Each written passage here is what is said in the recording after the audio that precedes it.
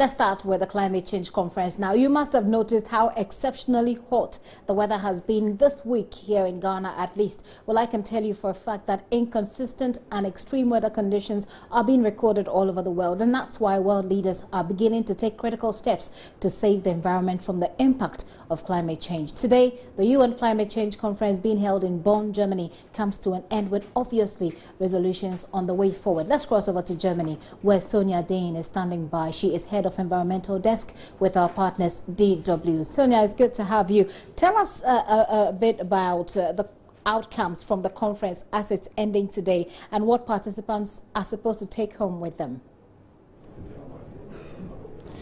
Yes, well, it was scheduled, this climate conference for the United Nations was scheduled to end today at 6 p.m.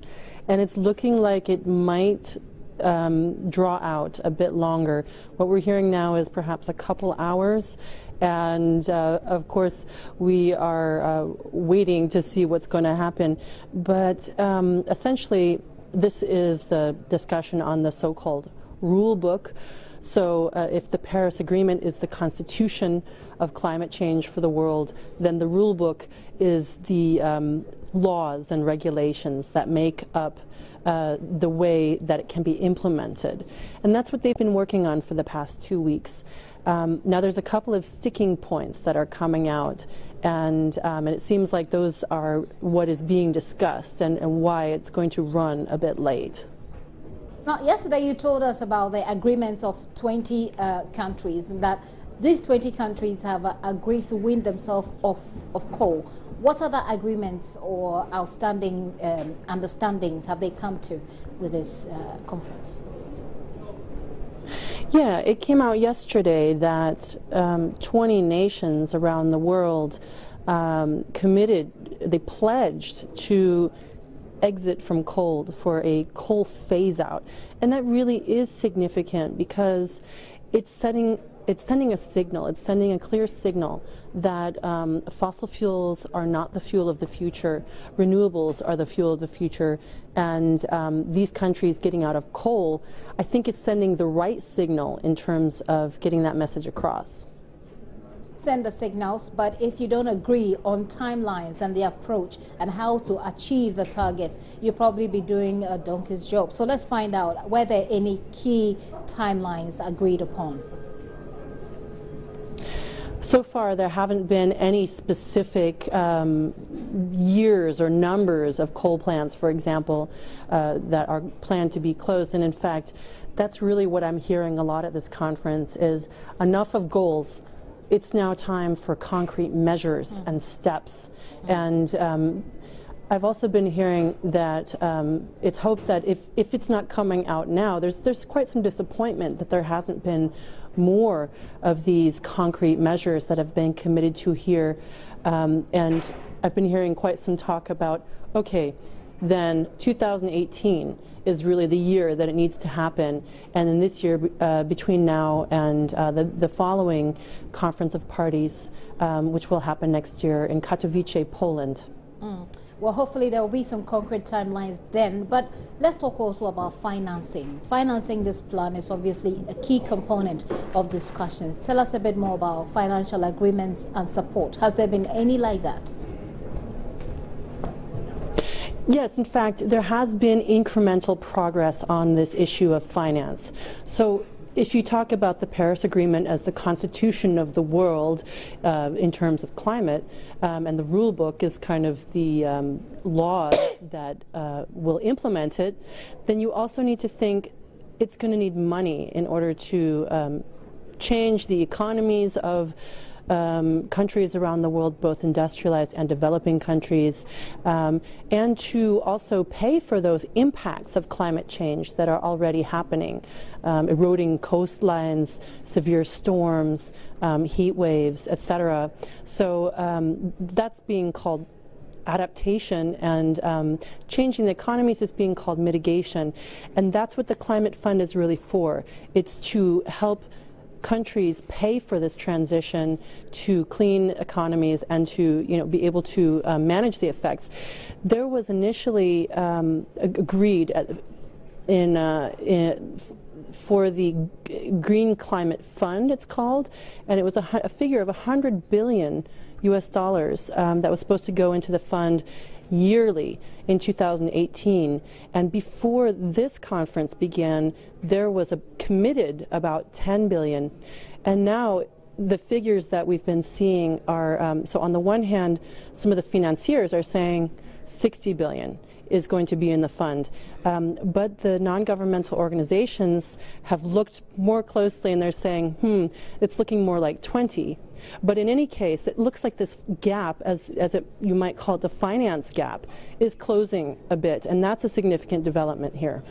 It is, and I'm wondering what are the sources of the funding? Where are they getting the money from? Are there specific targets for specific countries? United States, for example, would have been a big contributor, but of course Donald Trump has shown that he's not particularly interested in this plan. Yes, unfortunately, that continues to be a problem. The U.S. pullout, or rather Trump administration pullout from the Paris Agreement. Former President, U.S. President Barack Obama had committed $3 billion to this Green Climate Fund, paid in $1 billion, and then was out of office. And I don't think that you'll see a single cent from Mr. Trump. So there's $2 billion right there. But in terms of the other $10 billion that had been committed before, about half of that came from the European Union. Okay. So there's this broad general consensus that industrialized countries are responsible for bearing the financial burden because they have become wealthy as a result of historic carbon emissions. So that's broadly understood.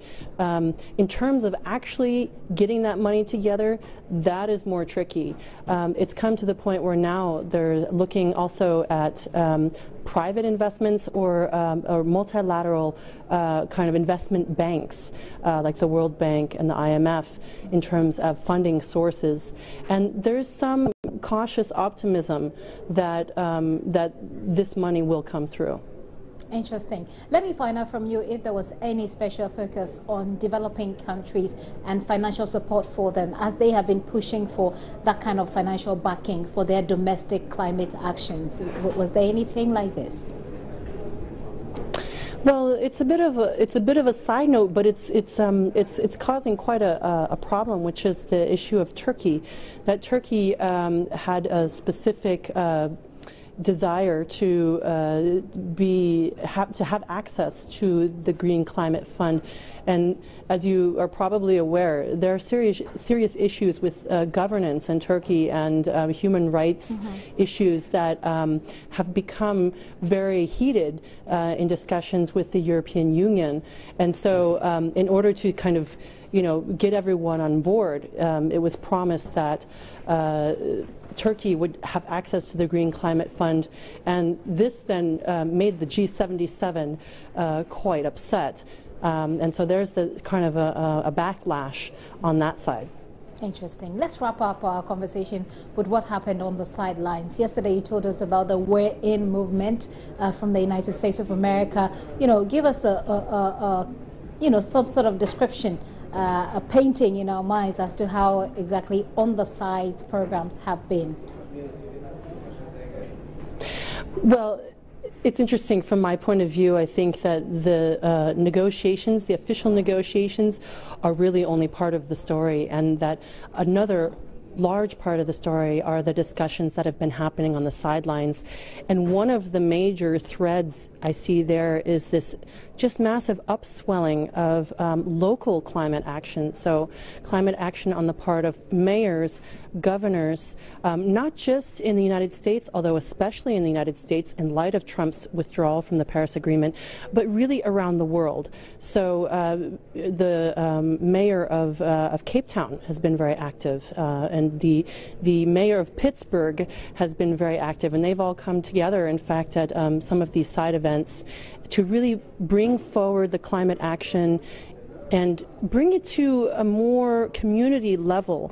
And that's also what I'm hearing is just absolutely critical, is to take this climate action down to the local, to the state, and even the individual level, and everybody doing their bit, pulling along, and reducing their emissions, and to make a world that is livable for future generations. Let me get a bit personal with you, Sonia. You've been covering this. I'm sure that you've been very interested in environmental, issues about the environment. What are your own personal impressions? Well, I think that for me, climate change is probably the biggest problem to face life on Earth, and it's literally an existential question. And I would point out that it's not just human life, but the entire biosphere. All of the plants and animals in this world that we're a part of, all the Mother Nature that surrounds us, is really at threat, among other reasons, due to climate change. And there's this extinction crisis that's happening where we've lost, even in the past several decades, about a third of the species, of the biodiversity in the world. And that is something that I think should really be a wake-up call to us humans, because we're causing it. And it's the one time in the history of the entire planet Earth and life on Earth that one species, is humans, are causing the temperature of the Earth to go up, and we're causing this massive die-off of plants and animals. So I think we really need to wake up. Right. We really need to wake up. Hopefully we'll see what happens with the next climate change conference, and hopefully there would have been much achievement, to discuss, and more specific actions to be taken as well. Sonia, thank you so much for bringing us up to speed on what's happening there. Sonia Dane is the head of environmental desk with our partners DW, bringing us information live from Germany, Bonn to be specific, where the UN climate change conference has been ongoing. Actually, it's ending today, and now Sonia says it may end a bit later than expected. You're still watching The Pulse with me, Gifty and Orpia. A quick break here. We'll be right back with the stories from right here at home.